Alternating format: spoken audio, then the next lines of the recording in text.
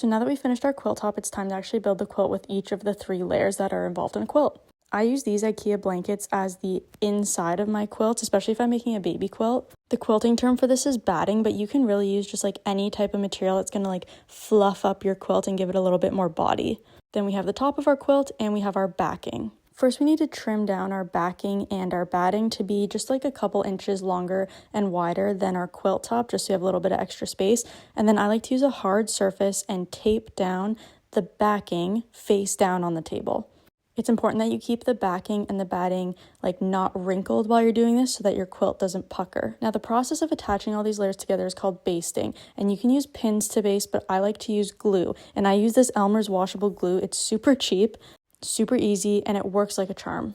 So fold back your top 2 layers and then just put your glue on the backing and then slowly like inch your batting down over the glue so that we're sticking it nice and flat to our base layer.